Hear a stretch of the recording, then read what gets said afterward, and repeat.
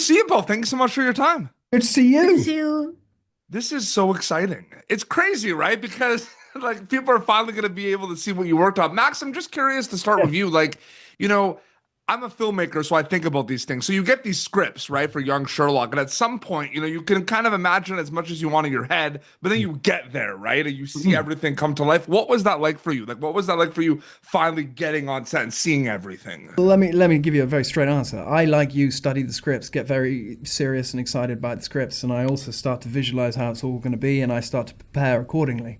Then I get set, and there's a guy there called Guy Ritchie who happens to be running the show, and he changes everything at the last minute. So we all wander off in the corner and start to have an existential crisis, certain we're going to die. But in fact, what he does is he injects life, energy, spontaneity, imagination, trust in each other as actors.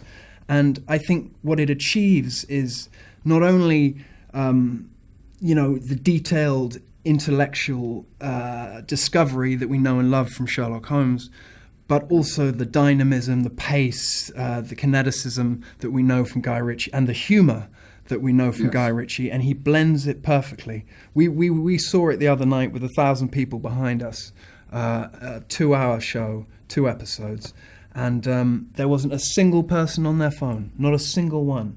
No one was checking the time, no one was going to the loo.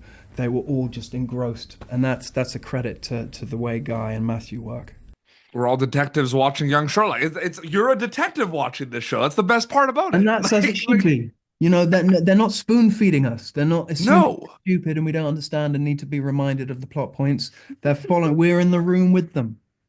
Yeah, no, absolutely. And Zine, good to see you. And just congratulations. This is so exciting. And I did kind of want to ask you, because Max just touched on it, right? Like the life of an actor, like, research wise, you can kind of use a lot of original source material you have and a lot of kind of like, a lot of that for your character, you can kind of like throw it away. I mean, do you kind of do research about stuff that existed in the Sherlock Holmes world a lot before you go into this? Do you look at Guy Ritchie's past work? Like, what was that preparation like for you specifically? I I I do want to look at Guy Ritchie's passport, and I check out his films that he did before, and just to get a sense of, oh, how is it like working with him? What's his style about? And then I am more leaning towards action Yeah. than words at the first time. And so I prep myself in the physicality and also my accent, because that is also an action too. Yes. Yeah. Yeah, no, absolutely. That's really well said. For sure, though, it's just I can't even imagine the conversations the cast is having because there's two like, Sherlock Holmes, Guy Ritchie. That's like two different kind of things, Max, which is crazy. Okay, so Max, I'm really curious to ask you this Yes. because there's gonna be some scenes in the show that we see. And it's the runtime is, like 2, 3 minutes, and then we go to the next scene, right? But Hmm. again, my filmmaker hat, right? I know even though we see 2, 3 minutes, there's a chance that that scene might have taken you the whole week to shoot or like the whole day. You know what I mean? So when those big scenes happen, Max, do they feel like their own mini movie, mini project, those big scenes, or do they feel like overall part of young Sherlock? Let me tell you, as you understand as filmmaking can be quite slow at times, with a lot of sitting around, a lot of micro discussions and micromanagement. Not this set. This is one of the fastest sets I've never left so early ever. But what Guy does every single time is change every single line you're doing. Everything you prepared is thrown out, and he gives you no time to anticipate your failure, no time to regret your choice. You just have to jump in and operate in that scary unknown void. And boy, it's exciting, and it feels dangerous, reckless even. But I think it's how he gets the performances he gets, the unexpected performance he gets out of all the actors he's worked with over the years. You see it time and time again, the unexpected performance from people. So he knows what he's doing, and it's wonderful.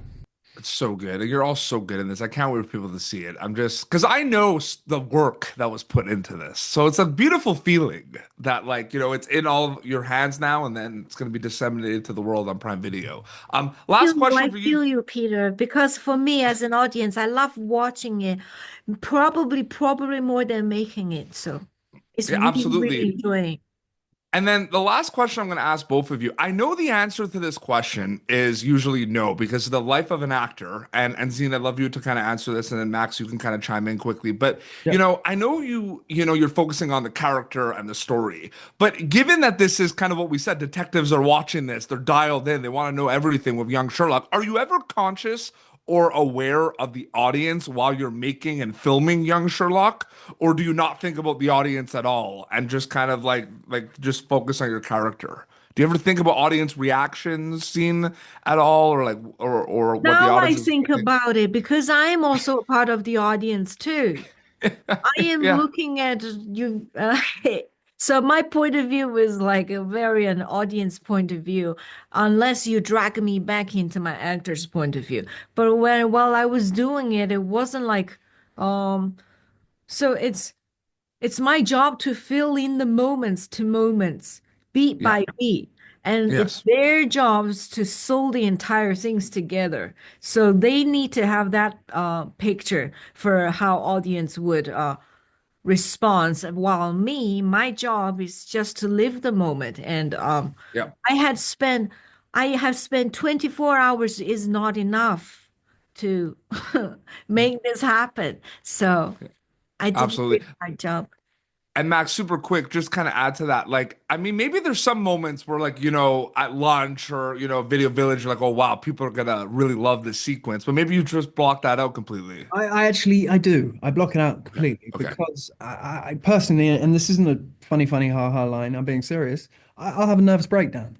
I don't want to start imagining Yep. what people and you can be looking out at the world or you can be looking in at yourself. And this voice, especially as an actor, can be very, very unkind and Yep. unhelpful and distracting. And yeah, look out and don't worry about the things we can't control. Absolutely. Well, we got to look out for young Sherlock coming to Prime Video soon. It's going to be really exciting. It was so great to chat with both of you. I'm so happy for you. Congratulations. Thank you so much. Thank Thank you. you. Thank you. Thank you for tuning in to Popternative. Make sure to check out our past episodes of Popternative on YouTube. This has been an Autograph Communications production.